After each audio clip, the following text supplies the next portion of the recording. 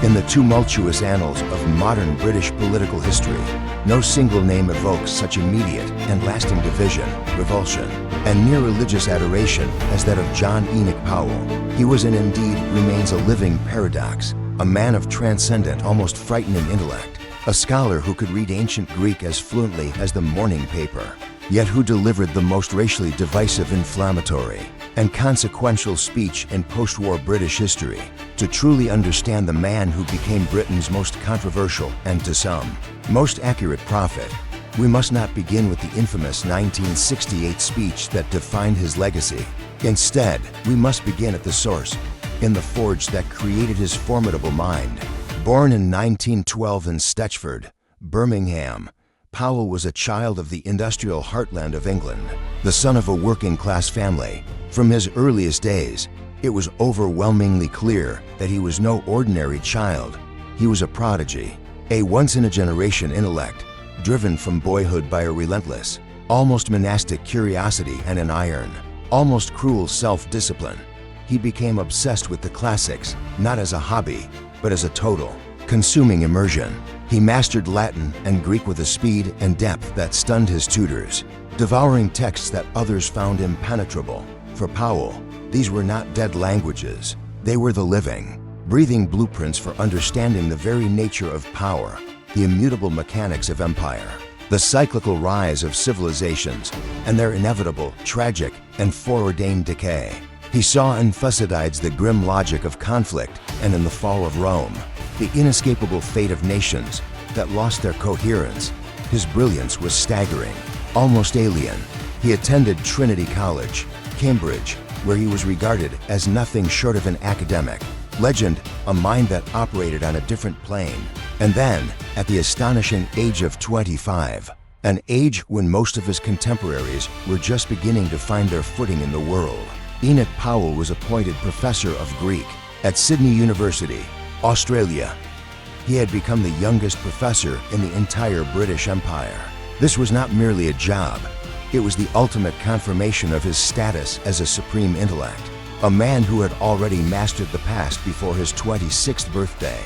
But this mind honed to a razor's edge on the cold, unforgiving logic of ancient texts, and reinforced by the hierarchical certainties of the empire in which he served, was also nursing a rigid, uncompromising, and deeply pessimistic worldview that would in time collide violently and disastrously with the messy, complex, and rapidly changing realities of a modern multi-cultural world.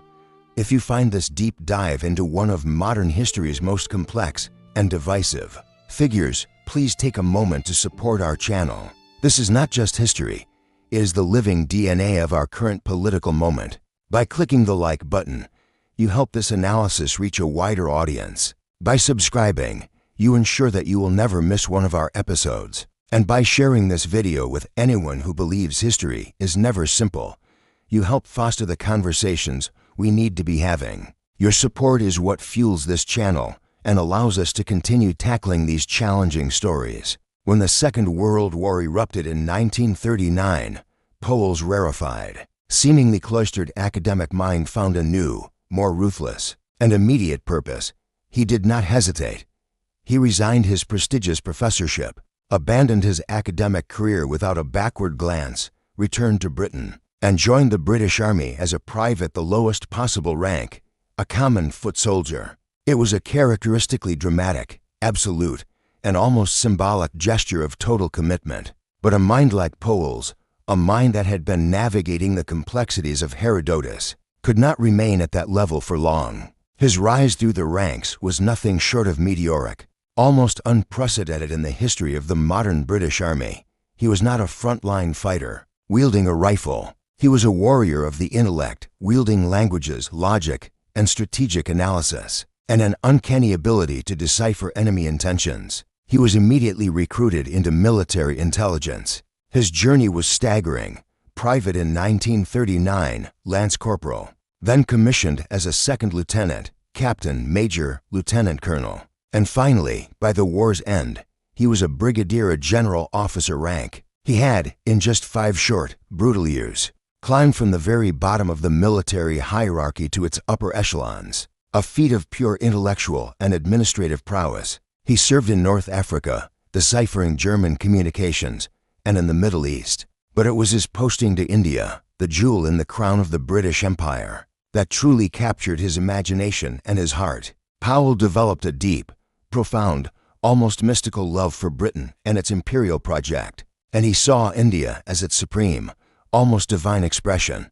He learned Urdu, steeped himself in its poetry and culture, and he dreamed of one day returning not as a soldier, but as the viceroy, the successor to Curzon. For him, the empire was not a mere economic project for exploitation. It was a grand, noble, civilizational mission, a modern Rome, and he saw himself as one of its dedicated, scholarly, and paternalistic guardians.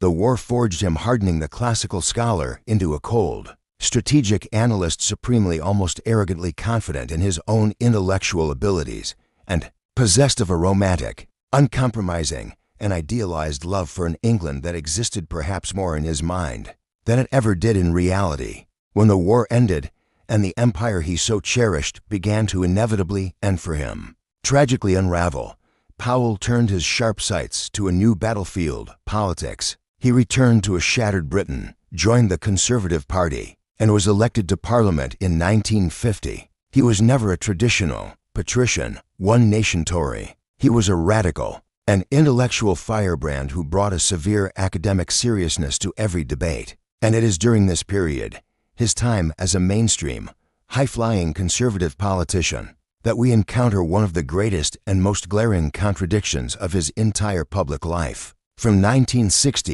to 1963, Enoch Powell served as the Minister of Health. In this high-profile cabinet-level role, he faced an urgent national crisis, the newly formed and beloved National Health Service (NHS). The jewel of the post-war welfare state was desperately short-staffed. It was buckling under the strain, failing to meet demand due to a severe, structural lack of qualified nurses and doctors, with the same cold, dispassionate logic that defined his entire career. Powell identified a solution.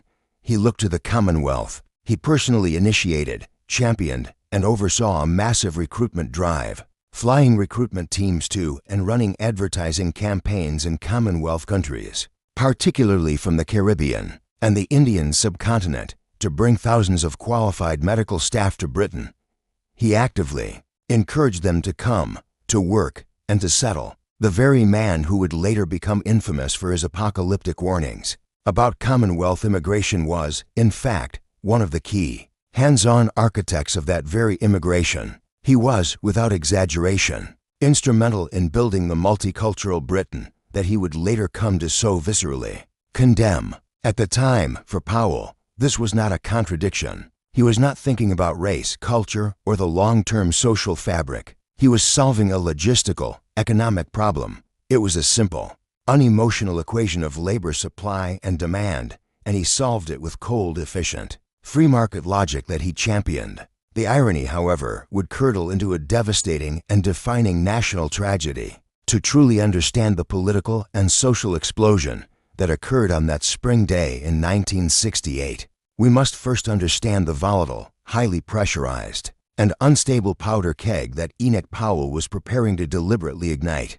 Britain in the mid-1960s was not just the swinging 60s of the Beatles, Carnaby Street, and World Cup glory. That was a veneer, a cultural moment largely confined to London and the young. Beneath that vibrant, optimistic surface was a nation grappling with a profound identity crisis. The empire, which had for centuries defined Britain's place in the world, was all but gone. Its global superpower status had evaporated, replaced by a humiliating reliance on the United States, a fact brutally demonstrated by the Suez Crisis of 1956. The economy, once the workshop of the world, was stagnating, falling behind its resurrected European rivals, Germany and France. Simultaneously, British society was undergoing the most rapid, visible, and profound demographic change in its thousand-year history. The post-war wave of new Commonwealth immigration, the very wave that Powell himself had helped engineer as Minister of Health, had brought hundreds of thousands of people from the Caribbean, India, and Pakistan to Britain's industrial urban centers, the very cities, like Powell's own Wolverhampton, that were now facing the brunt of deindustrialization and economic decline. This was not like the previous migrations of the Irish or European Jews. This was a large-scale, visibly different immigration of non-white Commonwealth citizens into what had been, for centuries, a largely homogeneous, white society. In working-class areas, this created tangible, undeniable social tensions, competition for housing, school places and jobs, and a palpable, often unspoken, sense of cultural dislocation and anxiety. It was against this backdrop of post-imperial malaise, economic anxiety, and social change that the Labor government of Harold Wilson was preparing to pass a new race relations bill in 1968. This was a follow-up to the weaker 1965 Act, and this new bill was far more robust. It would make it illegal to discriminate on the grounds of race in employment and, crucially, in housing. For many, this was a necessary and just step towards equality and integration. But for Powell and for a growing number of his constituents, writing him panicked, angry letters, it was a final, intolerable infringement on the freedoms of the native English, the state telling them who they must hire and who they must live next to. The keg was full, and the pressure was building. On Saturday, April 20th, 1968, at a small meeting of the Conservative Political Center, Enoch Powell stepped up to the lectern and deliberately lit the match. The speech he delivered, which the media quickly and forever dubbed the Rivers of Blood speech, was not a dry, academic policy analysis. It was a calculated masterpiece of apocalyptic rhetoric, meticulously crafted to shock, to provoke, to galvanize, and to terrify. Powell deployed his full intellectual arsenal, weaving together high-minded classical allusions with crude, visceral, and unverified anecdotes. He famously invoked a classical allusion from Virgil's Aeneid, comparing himself to the mythical prophetess, the Sibyl, who, peering into the future, warned the hero Aeneas of the terrible war that awaited him in Italy. "As I look ahead," he prophesied in his somber, measured, almost priestly tones, "I am filled with foreboding, like the Roman. I seem to see the river Tiber foaming with much blood." The allusion was specific and chilling. He was forecasting a civil war. This was the central, unforgettable image, not just a warning of unrest, but a prophecy of societal collapse, of blood in the streets. But the speech's true, devastating, and populist power lay not in its Latin, but in the shocking, inflammatory, and racially charged anecdotes he relayed, allegedly taken directly from letters from his constituents. The most infamous was the story of an elderly white widow, a pensioner, supposedly the last white person on her street, who was allegedly persecuted by her new immigrant neighbors. He claimed she was tormented by grinning pickaninnies, a deeply offensive and dehumanizing racial slur for black children, who shouted at her and followed her. He claimed she was harassed, intimidated, and in the speech's most notorious, scatological, and degrading detail, had excrement pushed through her letterbox. Journalists who fanned out across Wolverhampton in the following days tried desperately to find this woman. They never could. But it didn't matter. The story's truth was irrelevant. Its purpose was to evoke visceral fear, disgust, and a profound sense of victimhood among the white working class, painting them as a besieged, colonized people in their own land. Powell was saying the unsayable, articulating their darkest, unspoken fears in a language that was, with chilling and calculated effect, both academically sophisticated and brutally, viscerally thuggish. He was giving prejudice a pedigree. The political explosion was not delayed. It was immediate, total, and devastating. Powell's speech detonated like a bomb. It shattered the fragile, unspoken post-war consensus on race and immigration, a consensus where mainstream politicians of both parties, by unwritten rule, avoided the topic for fear of inflaming precisely these kinds of tensions.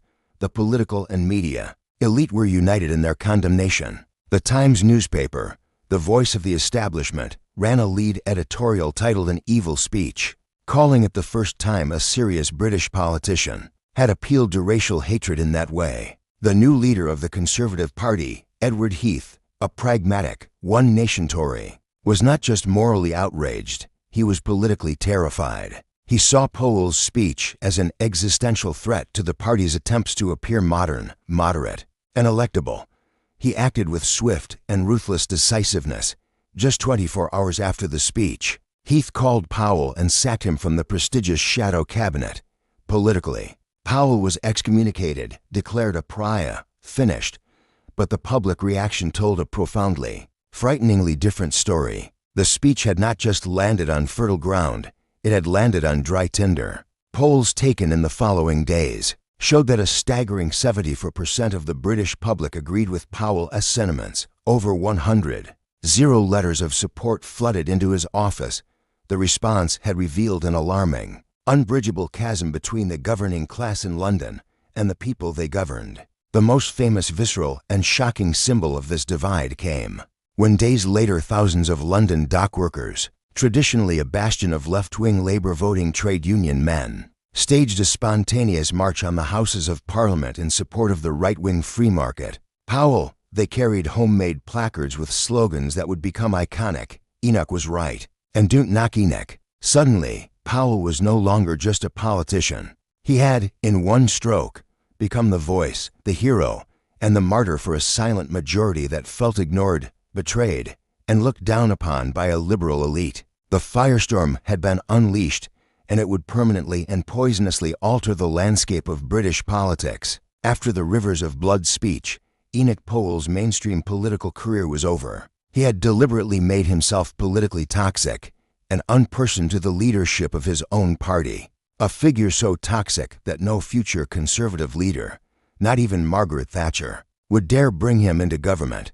He would never again hold high office or sit at the cabinet table. Edward Heath and the entire Conservative establishment saw him as an existential danger, an uncontrollable extremist who had cynically and selfishly unleashed dark, populist forces.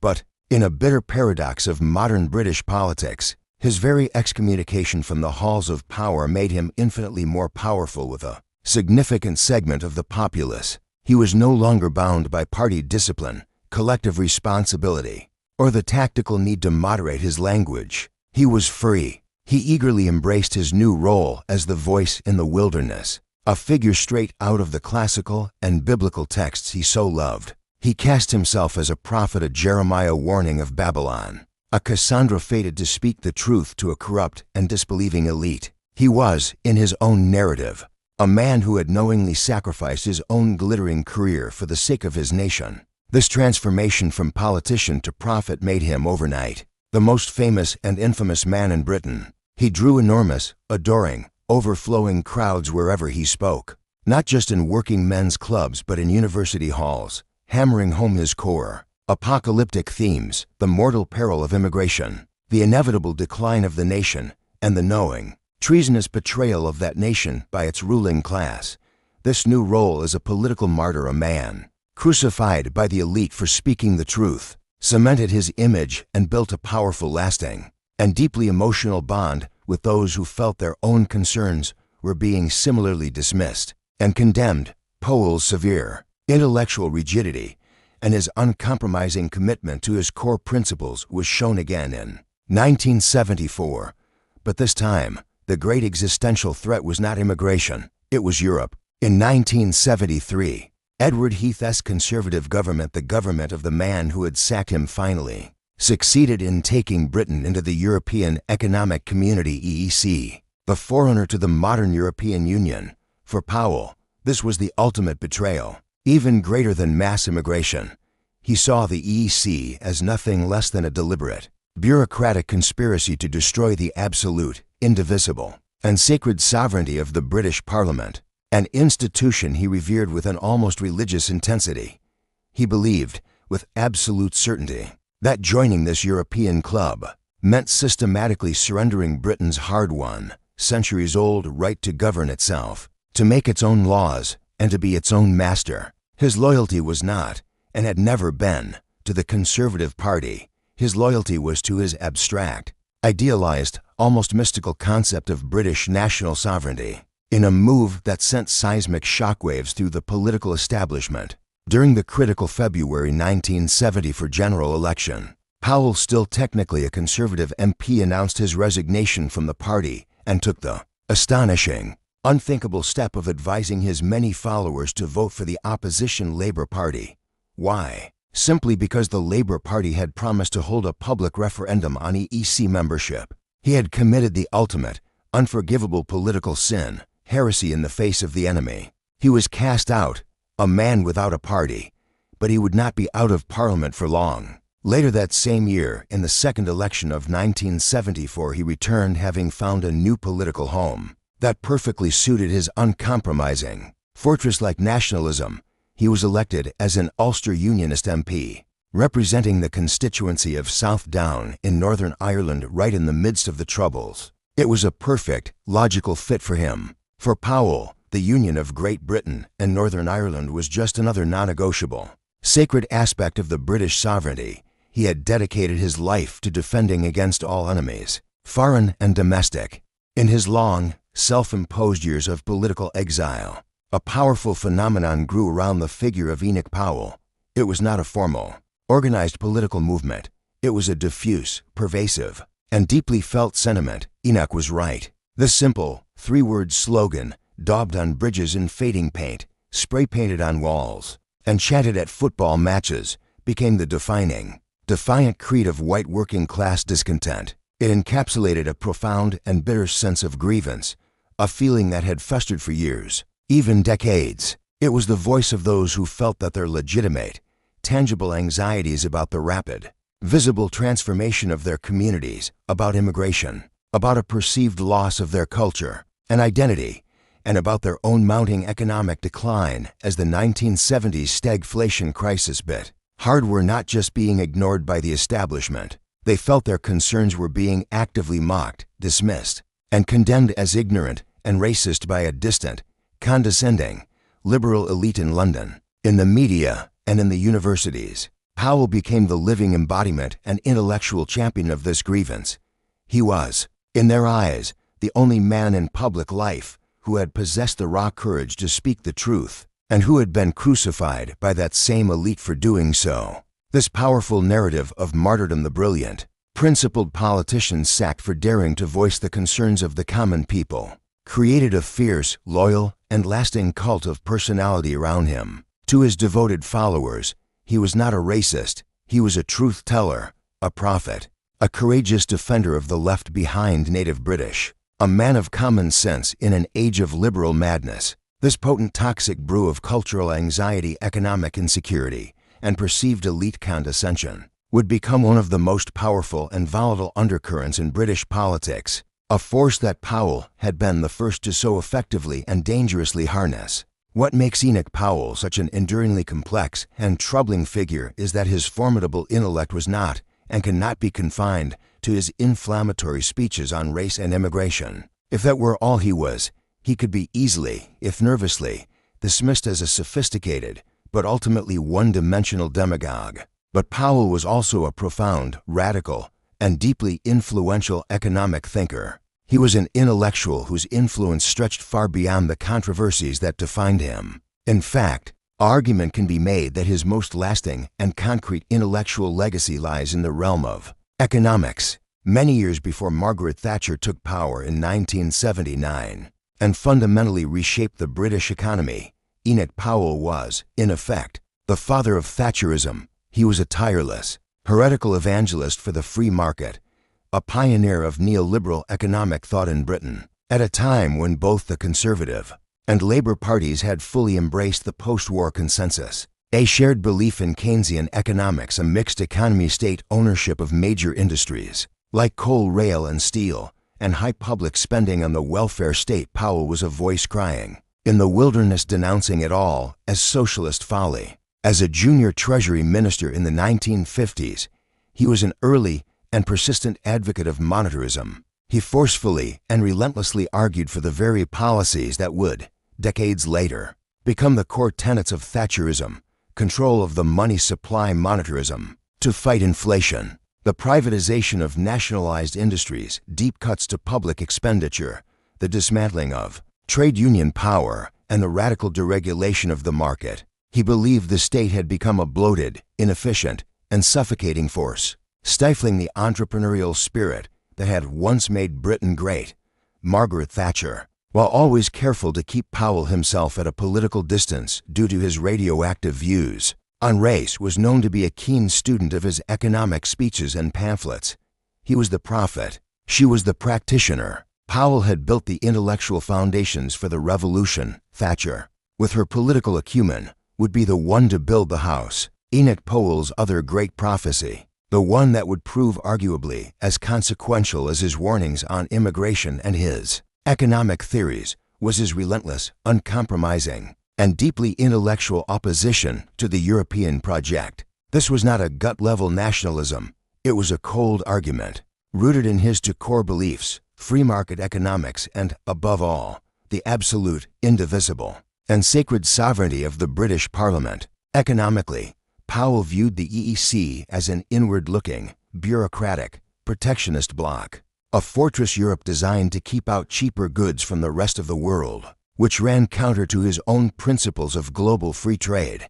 But his deeper concern was sovereignty. Powell argued, from the very beginning, with a chilling clarity few others possessed or dared articulate, that a common market would inevitably and necessarily lead to common laws. To regulate that market, he foresaw that these common laws would require a common court, the European Court of Justice, to adjudicate them, and that this new European court's law would by logical necessity have to be supreme over the national laws of the member states. He saw, in the 1970s, what others would not truly grasp for decades, that joining the EEC was not just signing a trade agreement. It was the first, irreversible step in a process, a word he despised, that would systematically drain power, law by law, from the British Parliament and transfer it to an unelected, unaccountable bureaucracy in Brussels. For Powell, this was a historic surrender, a quiet, bureaucratic betrayal. The arguments he articulated on the loss of sovereignty, the supremacy of European law, the dangers of a European superstate, became the literal textbook, the sacred scripture, for the entire Eurosceptic movement that would eventually grow faster and consume the Conservative Party, ultimately changing the course of British history forever. So, how do we reconcile the two Powells? This question is the central enigma. How could one man contain such profound contradictions? How could one man be a brilliant intellectual, a visionary free market thinker, a defender of legal principle, and a purveyor of the racist rivers of blood speech? How could the very same member of Parliament who delivered one of the bravest, most principled, and magnificent speeches of the 20th century in the House of Commons, a speech that single-handedly ended his own ministerial career, condemning the torture and murder of Kenyan Mau Mau detainees by British forces at the Hola camp, insisting that British principles of law must apply even to the enemy, be the same man who, less than a decade later, would use vile racial slurs to dehumanize black British children? How could the Minister of Health, who personally recruited thousands of Caribbean and Indian nurses to save the NHS, later become the most famous and vitriolic critic of their very presence in the country? Was he a principled ideologue who simply applied his cold, unfeeling logic to every problem, regardless of the human consequences? His answer to Hola was that the law was violated. His answer to the NHS was a logistical need for labor. Or was he a cynical opportunist who, seeing his own path to the party leadership blocked, saw public anxiety over immigration as a populist crowbar to seize power? The answer is that he was probably both, and that is precisely what made him so uniquely dangerous. He was a ruthless logician whose core principles, the absolute sovereignty of Parliament, the logic of the free market, were as hard and unyielding as iron. When he applied that rigid, abstract, and dehumanizing logic to the messy, complex, emotional, and deeply human subject of race, identity, and community, the results were not just flawed, they were explosive and toxic. He was a man of profound, irreconcilable contradictions, a brilliant mind fatally flawed by a tragic blind spot, or, perhaps even more frighteningly, by a terrifying, narrow, and inhuman clarity. Enoch Powell's ultimate legacy does not live in his dusty academic texts, on the Greek historian Herodotus, nor in the dry, complex economic theories he championed. His legacy is the shadow he cast, and that shadow never loomed larger than during the 2016 Brexit referendum. The vote to leave the European Union was, in almost every conceivable way, the climactic, nation-splitting battle that Enoch Powell had prophesied and, in many ways, instigated. The central, dominant, and emotionally resonant themes of the Vote Leave campaign were pure, unadulterated Powellism, the restoration of national sovereignty encapsulated in the slogan "Take Back Control," a direct descendant of Powell's parliamentary arguments, and crucially the control of national borders, the political coalition that delivered the stunning Brexit victory, a coalition of traditional, disaffected, working-class voters, especially in the post-industrial North and Midlands, who felt left behind, ignored, and condescended to by the liberal elite in London, was the very coalition that Powell had been the first to give a voice to back in 1968. This brings us, finally, to the most crucial and unsettling question. Was Enoch Powell a prophet? Did he simply predict the deep, latent divisions in British society, or did his inflammatory, calculated, and authoritative rhetoric help to create them? Did he genuinely see the river Tiber foaming with blood, or was it he, by uttering those very words from his position of power and intellectual authority, who first began to stir the waters? The most likely and most troubling answer is that his prophecy was a hideously self-fulfilling one. He did not just give a voice to anxiety, he gave it a logic, an intellectual framework, and a terrifying, respectable political permission to see their neighbors as a threat. This is why, decades after his death, Enoch Powell remains the most haunting, the most divisive, and the most inescapable figure in modern British history. He is the ghost at the feast, forcing the nation to confront its most difficult and unresolved question: who are we?